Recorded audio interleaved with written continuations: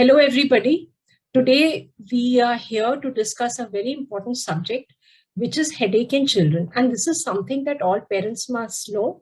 And this program is organized by the Delhi NCR Pediatric Neurology Group and the Association of Child Neurology, India. The participants today are Dr. Priyanka Madan, Dr. Praveen Kumar, Dr. Ridhima Jain, Dr. Prashant Johri, Dr. Suvasni Sharma, Dr. Saurabh Chopra, Dr. Rajni Farmania, and Dr. Satinder Walia. And I am Dr. Rekha Mittal. So to begin with, there seems to be a misconception that headaches can occur only in adults, but हमें ये पता होना चाहिए कि बच्चों को भी सिर में दर्द हो सकता है. And headaches in children, that is जब बच्चों को सिर में दर्द होता है तो उनके लिए काफी उनको प्रॉब्लम्स होती हैं, बिकॉज उनके स्कूल मिस हो सकते हैं, उनकी normal activities like playing, running, all of these can be affected. And therefore parents must know जब हेडेक्स होते हैं तो किस किस तरह के हेडेक्स हैं, कब डॉक्टर के पास जाना चाहिए, क्या ट्रीटमेंट्स अवेलेबल है. तो इसी टॉपिक पर आज हम चर्चा करेंगे. तो सबसे पहले हमारे साथ हैं डॉक्टर प्रियंका मदान. वो हमें बताएंगी कि what are the different types of headaches, किस किस तरह के हेडेक्स होते हैं और इन अलग अलग तरह के हेडेक्स में हम कैसे डिफरेंशिएट कर सकते हैं. सो डॉक्टर प्रियंका, आप बताएंगे कि हेडेक्स कितने तरह के होते हैं और कैसे होते हैं. सो हेडेक्स दो तरह के होते हैं. ब्रॉडली अगर हम देखें तो एक होते हैं प्राइमरी हेडेक्स एंड दूसरे होते हैं secondary headaches. So primary headaches जिनका कोई कारण नहीं होता है, कोई क्लियर कारण नहीं मिलता है जब भी हम उनको इन्वेस्टिगेट करते हैं. एंड सेकेंडरी हेडेक्स वो होते हैं जिनमें कुछ और कारण होता है, जैसे कोई इन्फेक्शन हो सकता है, जैसे कि साइनस का इन्फेक्शन, साइनोसाइटिस. कुछ और कारण भी हो सकता है जैसे elevated blood pressure, high blood pressure. So जब भी कोई नया हेडेक फर्स्ट टाइम होता है या फिर कोई पहले से चल रहा हेडेक वर्सन हो जाता है किसी और बीमारी के चलते चलते, तो इसको सेकेंडरी हेडेक बोला जाता है. सो इन प्राइमरी हेडेक और सेकेंडरी हेडेक को हम डिफरेंशिएट कर सकते हैं हिस्ट्री के बेसिस पे, एग्जामिनेशन के बेसिस पे. सो प्राइमरी हेडेक में एक स्टेबल पैटर्न बना हुआ होता है एंड उसमें कुछ प्रिडिक्टेबल ट्रिगर्स होते हैं. उसका मतलब कि जैसे कि माइग्रेन में कुछ स्पेसिफिक ट्रिगर्स होते हैं हर किसी के लिए. जैसे कुछ लोगों में फास्टिंग से हेडेक प्रेसिपिटेट हो जाता है, कुछ लोगों में नींद की कमी से हेडेक प्रेसिपिटेट हो जाता है. और प्राइमरी हेडेक्स में ऐसा होता है कि इन बिटवीन बच्चे ठीक रहते हैं, हेडेक इंटरमिटेंटली होते हैं यूजुअली. और सेकेंडरी हेडेक्स में कारण के ऊपर निर्भर करेगा कि क्या हमें मिल रहा है हिस्ट्री में, एग्जामिनेशन में. सो साइनस रिलेटेड हेडेक में फीवर हो सकता है, और कोई कारण से हेडेक हो, अगर ब्रेन के कारण से हेडेक हो जैसे ब्रेन इन्फेक्शन या ब्रेन ट्यूमर, तो एबनॉर्मल न्यूरोलॉजिकल एग्जामिनेशन हो सकता है. सो और दूसरी बात ये कि सेकेंडरी हेडेक्स में हमें प्रोग्रेशन भी देखने को मिल सकता है, वो वर्सन हो सकते हैं ओवर टाइम, जैसे कि अगर हेडेक ब्रेन ट्यूमर से हो रहा है तो. सो एग्जाम्पल के तौर पे अगर बताएं तो प्राइमरी हेडेक्स में माइग्रेन, टेंशन टाइप हेडेक होते हैं. एंड सेकेंडरी हेडेक्स काफी कारणों से हो सकता है, जैसे कि मैंने बताया infection, trauma, high blood pressure, tumour etcetera. Thank you doctor Priyanka. It is interesting to know कि दो कॉमन टाइप के हेडेक्स जो कि लोग टिपिकली सोचते हैं कि अडल्ट्स में होते होंगे, जैसे टेंशन टाइप हेडेक, वो बच्चों में भी देखने के लिए मिलता है. Very interesting. डॉक्टर प्रवीण, आप ये बताएंगे कि किसी भी पेरेंट को जब उनका बच्चा हेडेक के बारे में कंप्लेन करता है तो उनको किस चीज का ध्यान करना पड़ता है. What is the thing that parents should observe when their child complains of a headache? जैसा कि अभी डॉक्टर प्रियंका कह रही थी कि हम जब प्राइमरी हेडेक्स और सेकेंडरी हेडेक्स को अलग अलग तरीके से समझते हैं, अगर हम इसको समझें तो प्राइमरी और सेकेंडरी हेडेक्स को डिफरेंशिएट करने के लिए पेरेंट्स का इनपुट काफी जरूरी है कि उनकी हिस्ट्री क्या बताती है, इसके बेसिस पे हम लोग डिफरेंशिएट कर पाते हैं कि ये सेकेंडरी हेडेक है, कोई सीरियस अंडरलाइंग कॉज है, या कोई प्राइमरी हेडेक है माइग्रेन जैसी बीमारी के लिए। क्योंकि बच्चे सही से नहीं बता पाते हैं, सही से एक्सप्लेन नहीं कर पाते हैं, इसलिए भी पेरेंट्स का हिस्ट्री बताना या पेरेंट्स को आंसर करना हमारे लिए काफी इम्पोर्टेंट हो जाता है। सिंपल तरीके से अगर हम समझे तो पेरेंट्स के साथ हमें नीड होती है बताने के लिए कि हेडेक कब से शुरुआत हुआ। अगर हेडेक कोई रिसेंटली है, 1 दिन 2 दिन का है, तो उसके कॉजेस कुछ अलग होते हैं। अगर हेडेक काफी दिनों से है या साल से है तो चांसेस ज्यादा होता है कि वो प्राइमरी काइंड ऑफ हेडेक होगा। कैसे हेडेक की शुरुआत हुई? कभी कभी ऐसा होता है कि घर में कुछ ऐसा अनटुवर्ड इंसिडेंट हो गया, उसके बाद हेडेक हो रहा है, तो चांसेस ज्यादा है कि वो प्राइमरी काइंड ऑफ हेडेक होगा। किसी को किसी एक्सरसाइज के बाद में हेडेक हो रहा है करने का, तो हमें देखना होता है कोई सेकेंडरी कॉज ना हो रहा हो। तो हेडेक की शुरुआत किस तरीके से हो रही है, जब से हेडेक हो रहा है तब से उसकी प्रोग्रेशन कैसा है। अगर हेडेक इंटरमिटेंट होता है, एपिसोडिक होता है, 1-2 दिन गैप के बाद में होता है, तो चांसेस ज्यादा होता है कि वो माइग्रेन काइंड ऑफ हेडेक होगा। जो हेडेक समय के साथ में बढ़ रहा है, उसकी फ्रीक्वेंसी, उसकी इंटेंसिटी बढ़ रही है, तो उस तरह की हेडेक में हमें सेकेंडरी हेडेक जैसे ट्यूमर्स वगैरह के बारे में सोचने की जरूरत पड़ती है। हेडेक कब होता है? नॉर्मली अगर लास्ट बैक स्लाइड मैम, हाँ, हेडेक कब होता है? अगर कोई हेडेक रात में हो रहा हो, 3 o'clock 4 o'clock in the morning हो रहा हो, तो वो हमारे लिए जरूरी होता है, क्योंकि हमें उसको इन्वेस्टिगेट करने की जरूरत होती है कहाँ पे हेडेक हो रहा है। नॉर्मली जो हमारे माइग्रेन वाले हेडेक्स होते हैं वो सामने होते हैं या साइड में होते हैं। कोई अगर पीछे की तरफ हेडेक कंप्लेन कर रहा है तो फिर वो भी हमें आगे उसको इवेलुएट करने की जरूरत होती है। तो इन पेरेंट्स को इन सब चीजों के बारे में इंफॉर्मेशन रखना और बताना, और हमें उनके बारे में उनसे पूछना जरूरी होता है। Ma'am next slide. और उसके साथ में कोई और प्रिसीडिंग या उसके साथ का कोई सिम्टम्स है कि नहीं, जैसे हेडेक के पहले कोई चीजों को छोटा बड़ा दिखना, या कोई लाइट्स का दिखना, या अलग से हैलुसिनेशंस का पार्ट होना, जो कि माइग्रेन काइंड ऑफ थिंग में हो सकता है, या कभी सीजर्स में भी हो सकता है। फिर वो हेडेक के साथ में कुछ और एक्कम्पनीमेंट्स हैं कि नहीं, जैसे नोजिया, वॉमिटिंग, साउंड की डिसलाइकिंग, लाइट की डिसलाइकिंग, जो कि बहुत ही कैरेक्टरिस्टिक होता है माइग्रेन जैसे हेडेक के लिए।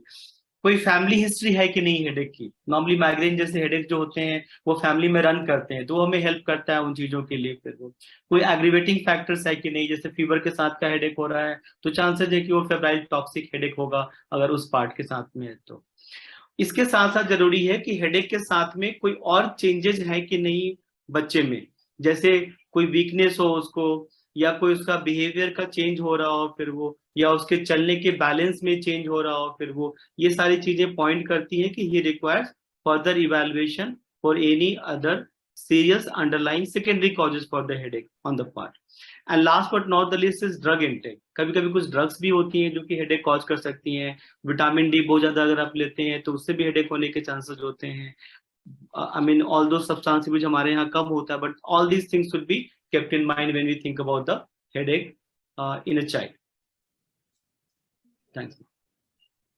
हाँ, जो मैंने जस्ट बात करी अभी कि फैमिली हिस्ट्री हेडेक के बारे में, फैमिली हिस्ट्री बहुत जरूरी होता है specially with the migraine kind of parents के लिए। और जो लास्ट क्वेश्चन जो मैंने शुरू में भी थोड़ा डिस्कस किया था, कभी कभी जो हमारे एडोलेसेंट्स होते हैं वो बता पाते हैं कि मुझे हेडेक क्यों हो रहा है, तो हमें जरूर उनसे पूछना चाहिए पेरेंट्स के साथ साथ में। दे कैन टेल यू कि हाँ स्कूल में कोई इशू चल रहा है, या कोई उनके स्टडीज का इशू चल रहा है, या उनके पीयर ग्रुप के साथ में इशू चल रहा है, या फैमिली का कुछ पार्ट चल रहा है। तो you also get the cause of headache from the child along with the parents parts. So I think these all we should inquire with the parents and the child.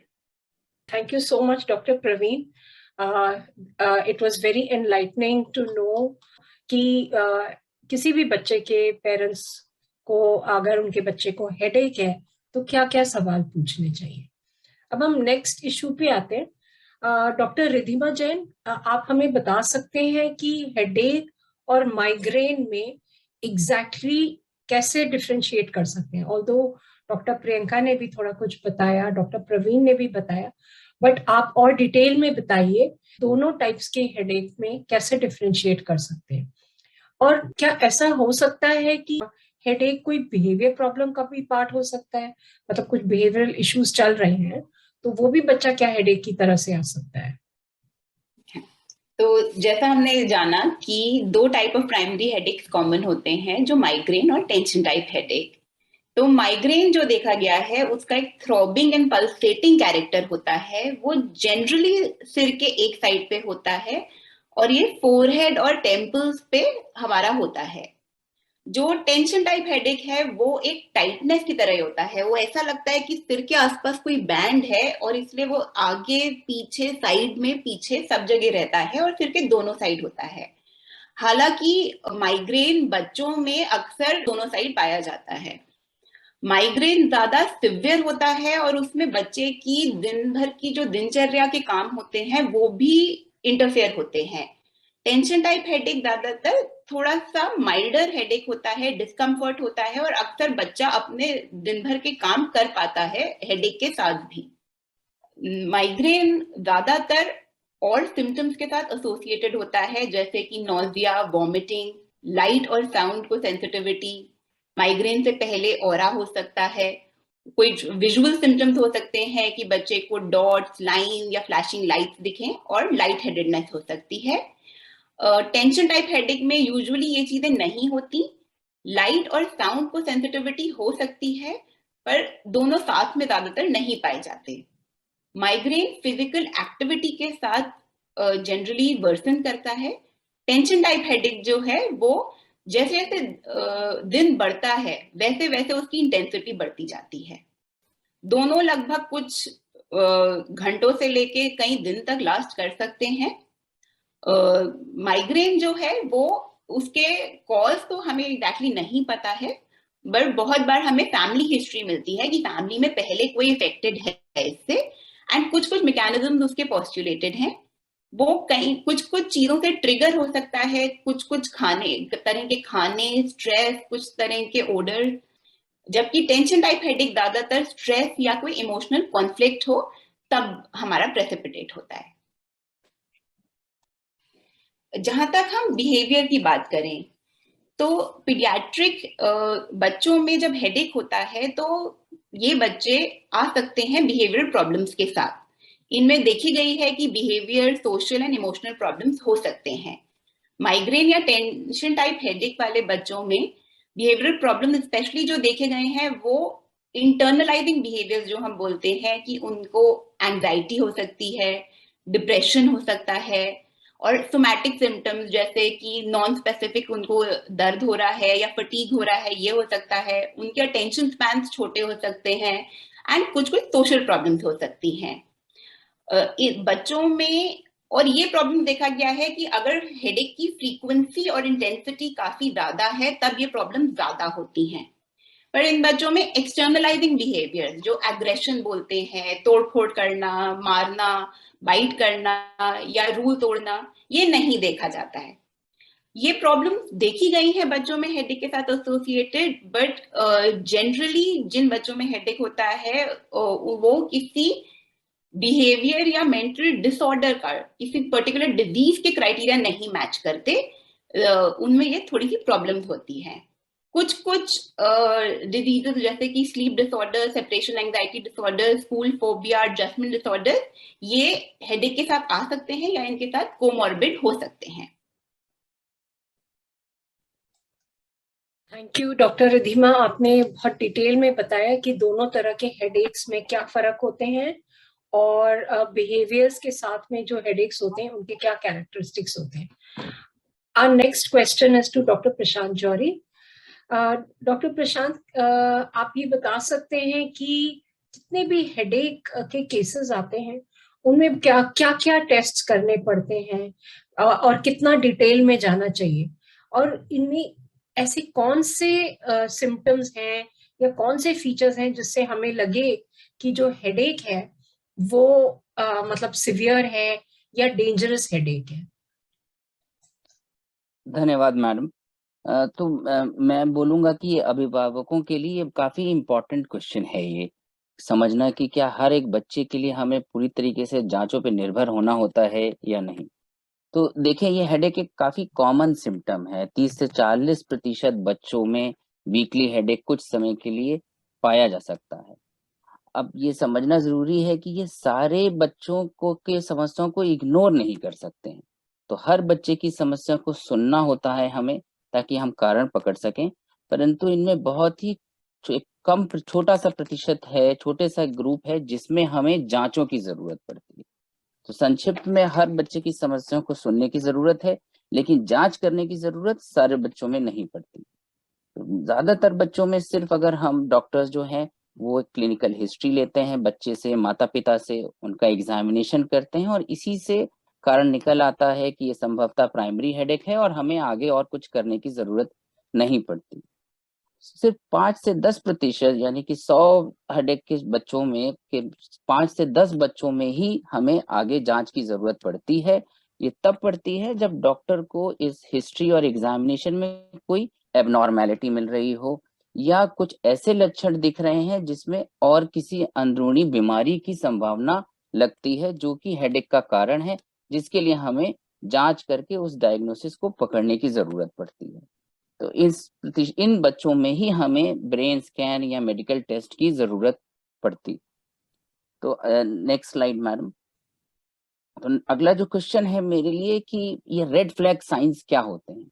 तो ये red flag sign headache में हम उन लक्षणों को कहते हैं जो हमें डॉक्टर को ये बताता है कि इस बच्चे में शायद कोई अंदरूनी बीमारी है, कोई और शिकायत है जिसके वजह से हेडेक हो रहा है। इन बीमारियों को जानना जरूरी है क्योंकि इनका ट्रीटमेंट फिर अलग होता है।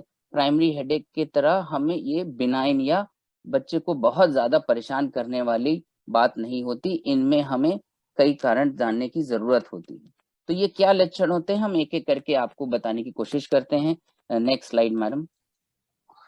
तो जब किसी डॉक्टर को ये लक्षण मिल रहे हैं कि ये हेडेक बहुत ही सीवियर है, बच्चा बहुत ही जोर से रो रहा है, अचानक से रात में उठ जाता है हेडेक के कारण से, तो इन हेडेक को हम इग्नोर नहीं करते।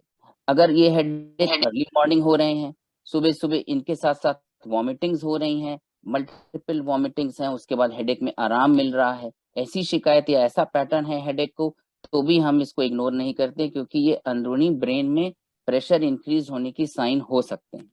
हम उस पर ध्यान देते हैं या हम अभिभावकों से ये पूछते हैं कि क्या जब बच्चा करवट लेता है, किसी वजह से स्ट्रेन कर रहा है, कफिंग कर रहा है, इन सिनेरियो में क्या उसका हेडेक बढ़ जाता है।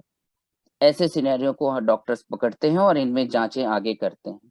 अगर ये हेडेक कुछ और शिकायतों के साथ हो रहा है, जैसे कि हेडेक की शुरुआत के साथ साथ बच्चे के व्यवहार में बदलाव आ जाना, वो पूरी तरीके से होश में ना दिखना, उसकी एक्टिविटी में या उसके रहन सहन में या उसके सोने की साइकिल में बदलाव महसूस होना, अगर ऐसा कुछ होता है तो भी ये एक अंदरूनी शिकायत का लक्षण हो सकता है।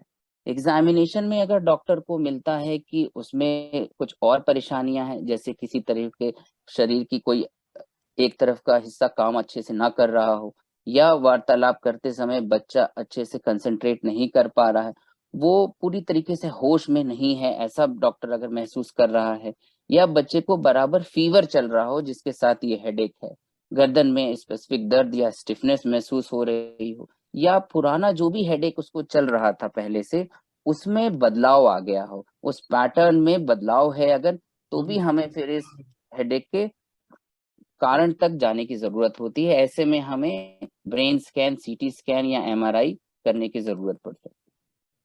धन्यवाद मैडम। थैंक यू डॉक्टर प्रशांत, ये तो बहुत ही यूजफुल इंफॉर्मेशन थी। इसको सुन के कुछ पेरेंट्स को आइडिया लग जाएगा कि कब उनके बच्चे को एक डेंजरस टाइप का हेडेक है और उन्हें तुरंत ही डॉक्टर के पास लेके जाना चाहिए। My next question is to Dr. Suhasini Sharma. Dr. Suhasini, can you tell us what are the treatment options for the two different types of headaches? मतलब जो ये दोनों तरह के हेडेक हैं, चाहे वो माइग्रेन हो या टेंशन टाइप हेडेक हो, तो उनके लिए क्या क्या ट्रीटमेंट ऑप्शंस हैं? तो दोनों के ट्रीटमेंट ऑप्शंस थोड़े से डिफरेंट हैं। माइग्रेन में जो अक्यूट अटैक पड़ता है जब, तो उसमें पहली बात तो ये ध्यान रखना है कि ट्रीटमेंट आपको जल्दी से जल्दी देना है। ये आपको वेट नहीं करना कि चलो देखें कि क्या पता अपने आप ठीक हो जाए, रेस्ट कर लें, क्योंकि जितनी देर लगाएंगे ट्रीटमेंट में उतना ही पेन किलर्स काम नहीं करेंगे। फर्स्ट लाइन ट्रीटमेंट तो हमेशा हम जो over the counter pain killers जो आप आराम से खरीद सकते हैं बिना प्रिस्क्रिप्शन के, वही फर्स्ट लाइन ट्रीटमेंट्स हैं। तो इसमें आइबुप्रोफेन या पैरासिटामोल ये दोनों ही काम करती हैं। आइबुप्रोफेन थोड़ी सी ज्यादा इफेक्टिव देखी गई है स्टडीज में, लेकिन अगर आपके बच्चे का पैरासिटामोल से भी आराम आ जाता है तो ये सबसे ज्यादा, ये ज्यादा बेटर टॉलरेटेड है। इसमें पेट एसिडिटी कम होती है, पेट का दर्द कम होता है। पैरासिटामोल अगर बहुत तेज नहीं है, और पैरासिटामोल आप ट्राई करके देख सकते हैं उसी से ठीक हो जाए, नहीं तो टिपिकल सिवियर माइग्रेन जैसा अटैक है तो आइबुप्रोफेन बेटर मेडिकेशन है। तो बाकी और पेन किलर जैसे नेप्रोक्सन है, ये भी कई बार दिए जाते हैं बच्चों को। इसके अलावा अगर ये दवाइयां नहीं काम करती और बच्चा थोड़ा बड़ा हो, बड़े बच्चे या टीनेजर्स हों जिनमें फर्स्ट लाइन पेन किलर्स नहीं काम करते, उनमें एक और तरीके का क्लास ऑफ मेडिसिन है जिसे हम बोलते हैं ट्रिप्टान्स। ट्रिप्टान्स केवल माइग्रेन में ही दी जाती हैं। तो ये मेडिसिन काम आती हैं, लेकिन इसके लिए आपको डॉक्टर की प्रिस्क्रिप्शन चाहिए और डॉक्टर से पूरा समझ के जाइए कि कैसे देना है। अपने आप ये खरीद के खाने वाली दवाइयां नहीं है। तो इसमें जो ट्रिप्टान्स मुंह से भी दी जाती हैं, और अगर बच्चा, जैसे कई बच्चों को उल्टी काफी होती है, मुंह से नहीं ले पाते, उनके लिए नेजल स्प्रे भी है कि नाक में स्प्रे के दवाई दौरान भी दवाई दी जाती है। दूसरा, कई बच्चों को साथ में उल्टी काफी होती है तो उनके लिए उल्टी वाली दवाइयां एंटी इमेटिक्स भी दी जाती हैं। ये माइग्रेन का इलाज है, अक्यूट अटैक का। और अब हम आते हैं टेंशन टाइप हेडेक में। टेंशन टाइप हेडेक में बोला जाता है, कहते हैं कि दवाइयां जितना कम दें उतना अच्छा है, क्योंकि जैसे नाम ही है कि टेंशन टाइप हेडेक, तो हमें कोशिश करनी है कि बच्चे को रिलैक्स करें। तो नॉन ड्रग जैसे रिलैक्सेशन हो गई, योगा, बायोफीडबैक, ये सब तरीके देखे गए हैं कि इनमें अच्छा असर है। नहीं असर आता तब पेन किलर्स, वही फर्स्ट लाइन पेन किलर्स जो मार्केट में मिलती हैं, पैरासिटामोल, आइबुप्रोफेन। मैं कहूँगी पैरासिटामोल ही पहले ट्राई कीजिए, वो ज्यादा सेफर है, ज्यादा बेटर टॉलरेटेड है। और हमें अवॉइड करना है कि पेन किलर्स बहुत ज्यादा नहीं देने। अगर बच्चा बहुत दिन पेन किलर्स खाता है तो एक और नया तरीके का सरदर्द शुरू हो जाता है जिसे बोलते हैं कि एनाल्जेसिक अब्यूज हेडेक। तो इसीलिए पेन किलर्स को अवॉइड करना काफी जरूरी है टेंशन टाइप हेडेक में। माइग्रेन में तो अगर बहुत बड़ी अटैक पड़ रहा हो तो अभी मैडम बात करेंगी, और ट्रीटमेंट्स दी जा सकती हैं कि अटैक्स का फ्रीक्वेंसी कम हो। टेंशन टाइप हेडेक में हमारे को अलग ही स्ट्रैटेजीज यूज करनी है, मेनली जो ड्रग से रिलेटेड ना हो, मेनली रिलैक्सेशन और ऐसी therapies. So that's all.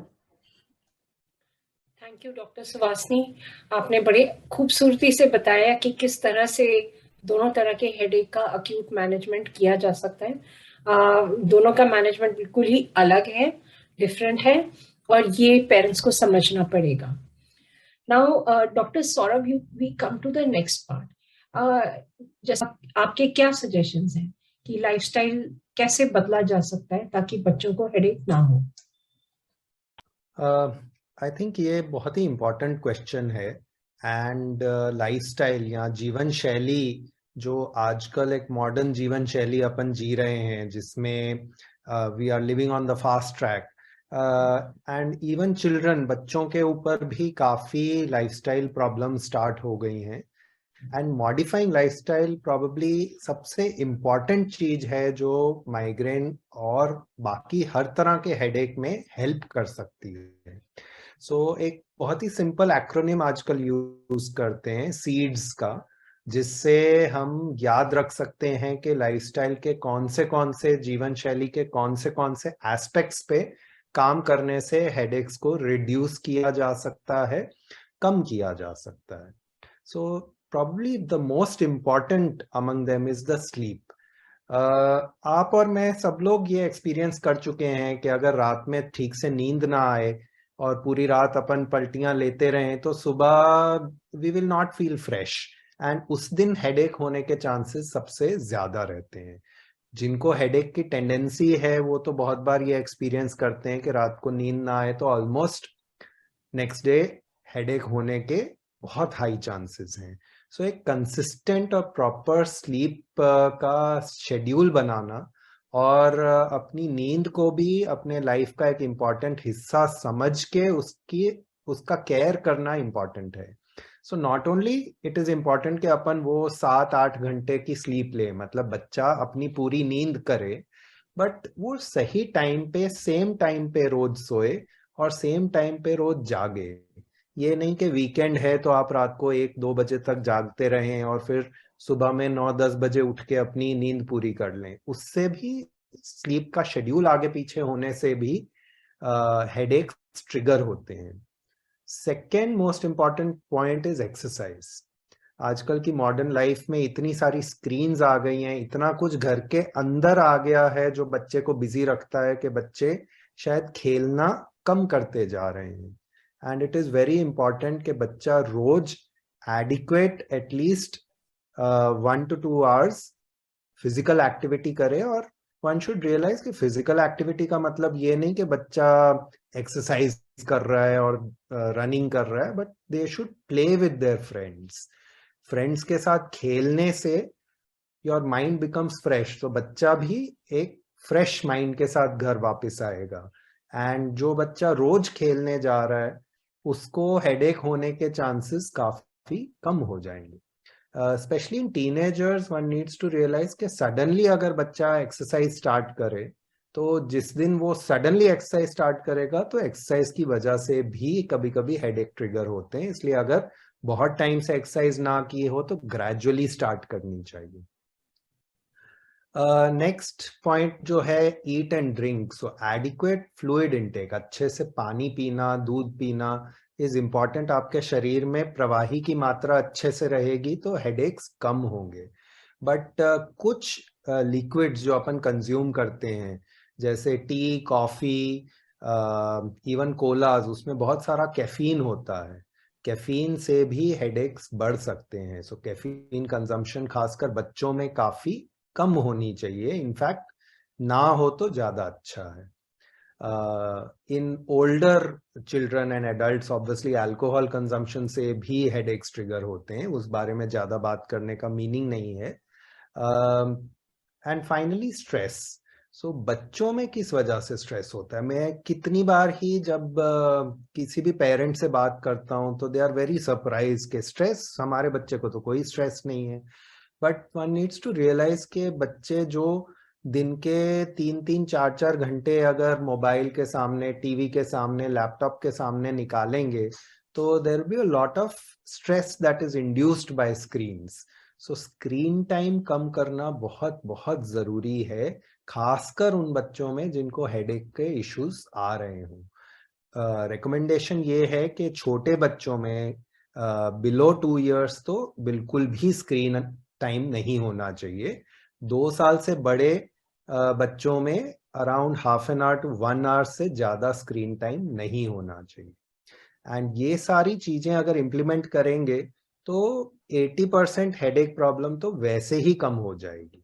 And last जो डी वाला पॉइंट है, that is maintaining a diary. So written record तब मेंटेन करने की जरूरत होती है जब जिस बच्चे को बहुत फ्रीक्वेंट हेडेक्स हो रहे हैं। ये सारे पॉइंट्स माइग्रेन के लिए ज्यादा इंपॉर्टेंट है, बट माइग्रेन ना भी हो, किसी और टाइप का हेडेक हो जैसे टेंशन टाइप हेडेक, उसमें भी लाइफस्टाइल मेजर्स मोर और लेस सेम रहते हैं, ज्यादा डिफरेंस नहीं होता है। Thank you. Thank you doctor Saurabh. आपने तो बहुत ही अच्छी और सिंपल लाइफस्टाइल मॉडिफिकेशंस बताई। These are so easily doable provided the parents are motivated. अगर पेरेंट्स चाहें तो ये लाइफस्टाइल चेंजेस इम्प्लीमेंट कर सकते हैं। And yes, it is a common experience कि इन सब से ही हेडेक कई बच्चों का ठीक ही हो जाता है। So the next question is to doctor Rajni. What are the drug options for prevention of headache? जैसे कि डॉक्टर सुहासिनी ने बताया कि अगर बहुत ज्यादा मेडिसिन यूज करनी है तो it's not good for the child. तो आर देयर एनी ड्रग्स जिससे कि ये हेडेक के एपिसोड्स कम किए जा सकते हैं?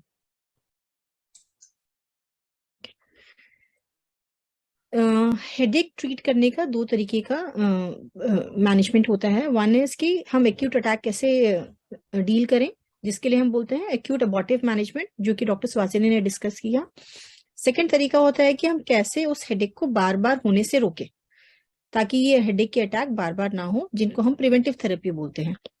प्रिवेंटिव थेरेपी हर बच्चे को नहीं दी जाती, स्पेशली उन केसेस में दी जाती है जिनको बार बार होते हैं। सो मोटा मोटा है कि एक हफ्ते में अगर एक बार हो रहा है, for example more than 3 headaches a month, हफ्ते में एक बार मतलब 1 महीने में 4 एपिसोड होते हैं, तो हम उन्हें हेडेक रोकने के लिए दवाई देते हैं। दूसरा, अगर बहुत लंबे लंबे सिवियर हेडेक्स हैं कि बच्चा पूरे पूरे दिन हेडेक्स पे निकालता है, या फिर ऐसा हेडेक जिसके लिए आपको एडमिट करना पड़ा, मतलब काफी सिवियर जो हेडेक हो जाता है, अगर वो सिंगल हेडेक भी है तो भी आपको दवाई देने की जरूरत है। तो जो ये दवाई लेते हैं बच्चे, स्पेशली पेरेंट्स का ये क्वेश्चन होता है कि क्या ये उम्र भर चलेगी, अब हेडेक के लिए भी हमें दवाई देना पड़ेगा। इसमें यही बात है कि जब हम हेडेक के लिए दवाई देते हैं वो पूरी उम्र चलेगी या काफी लंबे टाइम चलेगी, ऐसा नहीं है। इसका टारगेट यही होता है कि हेडेक का कंट्रोल हो जाए 4 से 6 महीने के लिए। उसके बाद बच्चे की लाइफस्टाइल मेजर्स पे, जैसे डॉक्टर सौरभ ने बताया, उसको अगर हम अप्लाई करें और हेडेक्स कम हो जाएंगे तो हम ग्रेजुअली कम करके बंद भी कर सकते हैं। ये पूरी लाइफ के लिए दवाई चलेगी या बच्चा दवाई पे डिपेंडेंट हो गया, ऐसा नहीं है इसका मतलब। Next slide ma'am. जो दवाइयां अवेलेबल हैं, मैंने कुछ नाम लिखे हैं, ये दवाइयां डॉक्टर के प्रिस्क्रिप्शन पे ही मिलेगी, इसीलिए नाम जानने का बहुत इंपॉर्टेंस नहीं है। बेसिकली ये जानना जरूरी है कि इन कंडीशंस पे भी ऐसी दवाइयां होती है ताकि ये बार बार जो बहुत ही सिवियर हेडेक्स है उन्हें रोका जा सकता है। दवाई देने के लिए डॉक्टर बच्चे की एज, बच्चे की प्राइमरी मेडिकल कंडीशंस, बच्चे का जैसे लड़का है या लड़की, वो सब समझ के डॉक्टर एक प्रिस्क्रिप्शन बना के देता है that this is the ideal therapy, this is the ideal choice of treatment जो एक बच्चे को दिया जा सकता है। एक इम्पॉर्टेंट बात यह है कि जब भी हम कोई मेडिसिन रेगुलर स्टार्ट करते हैं तो we expect a very quick result, but that do not happen. जब भी आप मेडिसिन लेते हो एक 4 से 6 हफ्ते का पीरियड लगता है टू अंडरस्टैंड कि ये दवाई ने बच्चे को हेडेक में आराम दिया है, लाइक ये फ्रीक्वेंसी ऑफ अटैक्स कम हो गए। एकदम से जादू से बंद हो जाएगा ऐसा नहीं होता, धीरे धीरे हो सकता है ड्यूरेशन कम हो या फ्रीक्वेंसी इंक्रीज हो जाए। So gradually over 4 to 6 weeks आपको उसमें कुछ आराम दिखने लगेगा। और इसके लिए डायरी मेंटेन करना बहुत जरूरी है। डायरी में नोटिंग भी डॉक्टर आपको एडवाइस करेंगे कि आपको क्या क्या पॉइंट्स चाहिए ताकि आप बेटर करेक्टराइज भी कर सके और हेडेक का रेस्पॉन्स भी देख सके। Thank you doctor Rajni. आपकी बात से हमें समझ में आया कि ऐसी भी मेडिसिन हैं जिससे अगर किसी को हेडेक बार बार हो रहा है या लंबा हेडेक हो रहा है तो उसके लिए लॉन्ग टर्म मेडिसिन दी जा सकती हैं and the child should get better.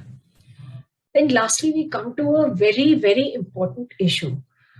Satendra ji, आप ये बताएंगे कि कुछ साइकोलॉजिकल इश्यूज भी क्या हेडेक्स को इफेक्ट कर सकते हैं, और अगर हैं, अगर किसी बच्चे को साइकोलॉजिकल इश्यूज हैं तो इनको कैसे हैंडल करना चाहिए, बिकॉज ये तो बहुत ही इम्पोर्टेंट एस्पेक्ट है हेडेक्स का।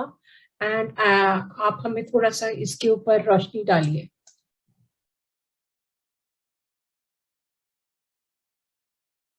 Satinder, are you there?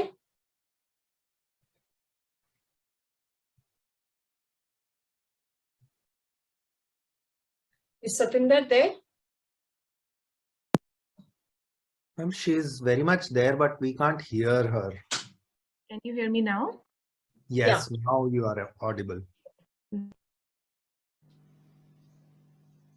So I already asked the question. You can, should I ask again? Satinder? Can you hear me now? Yeah, just speak a little bit louder. Okay, is this better now? Yeah, perfect. Yeah, so I wanted to say that thank you for the opportunity, and you have asked a very important and pertinent question, and most of the impact of headache have been explained by everybody before me. So mostly what happens is that children who have headaches, their quality of life gets impacted. बहुत सारे बच्चों के school functioning, participating in extracurricular activities, children start thinking कि why I have to take this treatment, मेरे को ये restrictions क्यों लगाई जा रही हैं. So all those things start impacting their self-esteem and self-concept. It can be accompanied by, because as said, headache can also cause problem in focusing and attention. So children can start having academic difficulties. So learning challenges also come along with it. The academics itself can create a lot of tension in children. So that can lead to more headaches, and that can become a vicious circle also. And when there are restrictions in the lifestyles and the restrictions in the daily activities, that also impacts friendships and relationships for children. Like Dr. Saurabh had just mentioned, that a lot of screen time is being added in our daily routine. More schooling has gone online also. And what happens is that many adolescents don't allow children or the parents to know what is going on in their life. So bullying is now not only pertinent to in schools or in the home environments, but it has gone to cyberbullying. And many times parents are not even aware of the kind of stressors which are being happening because of the social media and other aspects in the children's life. So in order to manage, next slide, ma'am. In order to manage, so one has, I predominantly heard from everybody that in management of headache, it's not only the pharmacological treatment which we have to be dependent on, but the non-pharmacological treatment.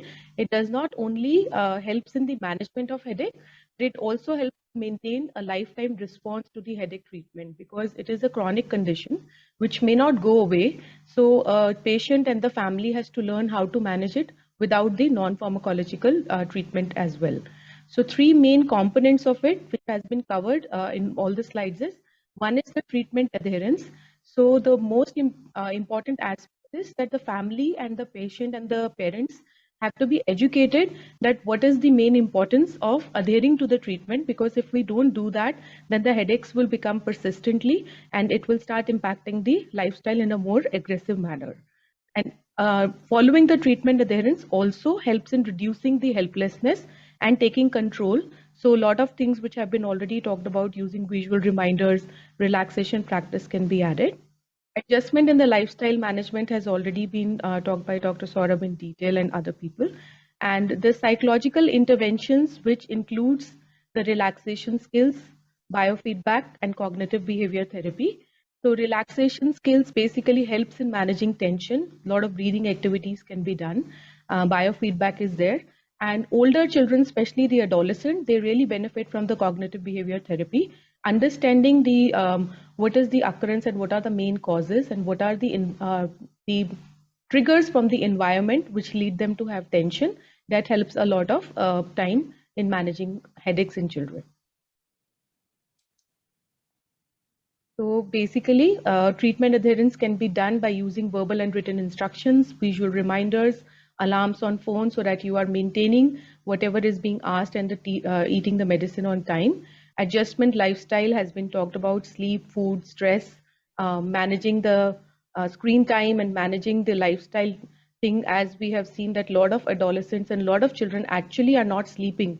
They are sleeping, they are awake the whole night. And this is a trend among the adolescents to be up whole night and talk to their friends or play games jointly online till 10 or 2 p.m. Many times we also see children come with more headache complaints around the time when the exams are happening. And many times it also happens that there is a more insistence given on the headache, and children tend to miss the exams and miss school, which again becomes a vicious circle. So adjustment lifestyle means continuing and maintaining the lifestyle and going to school regularly. And again, the relaxation techniques can be taught. And for older children, cognitive behavior therapy can be sought. Thank you. So thank you, everybody. This was indeed very informative. And मुझे उम्मीद है कि जितने लोग इस video को सुनेंगे वो समझेंगे और कुछ उनको आइडिया लगेगा कि बच्चों में हेडेक कैसे होता है और क्या-क्या उसके लिए उपाय किए जा सकते हैं। Thank you everybody, thank you, धन्यवाद।